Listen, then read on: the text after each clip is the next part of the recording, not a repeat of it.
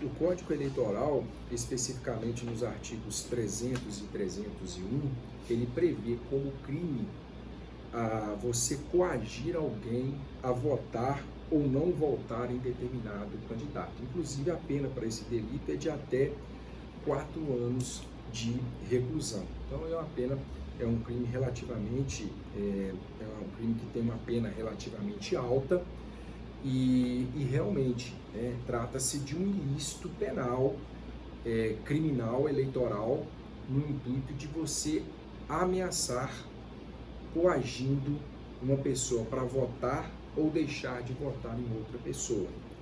Isso pode caracterizar esse ilícito, além se esse ato de assédio que envolve uma questão de subordinação, que pode ser entre o patrão ou empregado, ou entre o dono de uma... enfim, pessoas que estão subordinadas a um chefe ou um diretor. Pode ensejar também uma responsabilização na área trabalhista, que pode gerar uma multa para as pessoas pagarem, desde que haja essa relação de emprego. E, em alguns casos, dependendo do grau, do âmbito dessa ameaça ou coação, pode caracterizar também um abuso de poder, seja ele econômico ou abuso de poder político, que pode levar o candidato beneficiado com essa atitude a uma cassação do registro.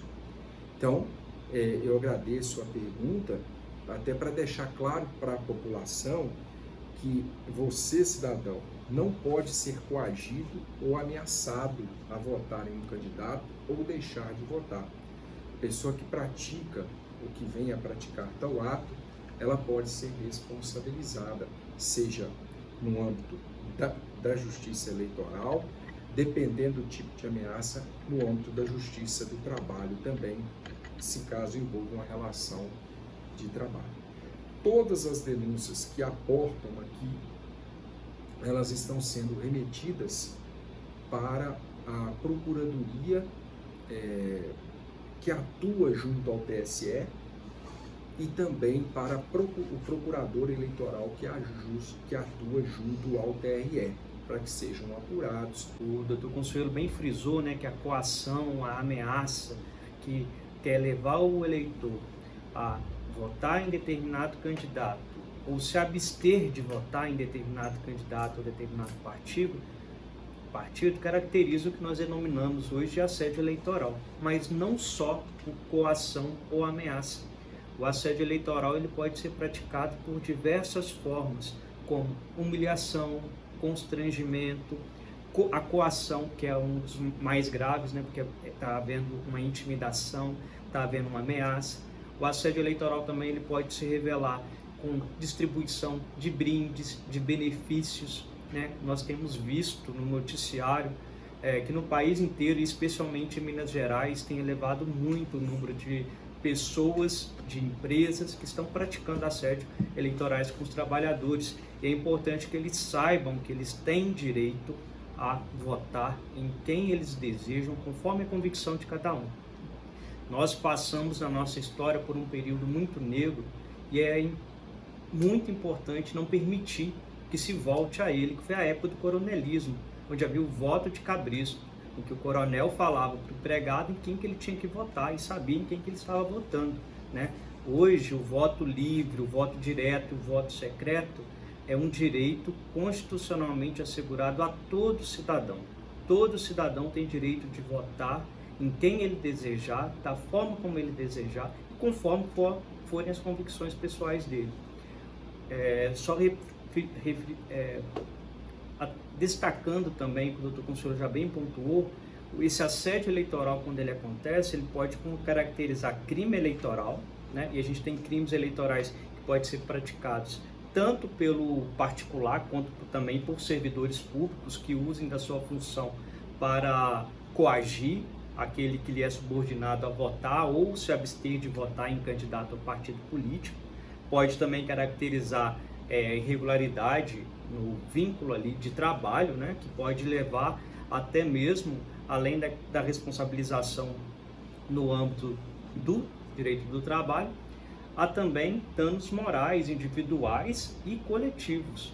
E a depender da situação, né, a depender do contexto, né, da forma como esse assédio está sendo praticado, pode caracterizar ali o abuso do poder econômico, o abuso do poder político.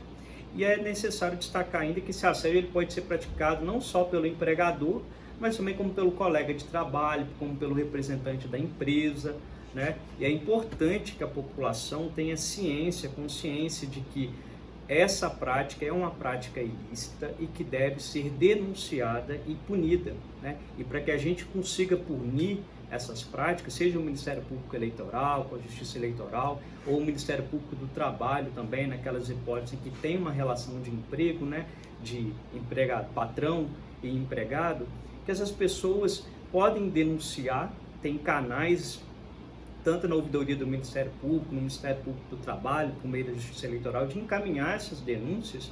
E é importante destacar que é relevante que, ao encaminhar a denúncia, que a pessoa filme, que a pessoa grave aquilo que está acontecendo, né?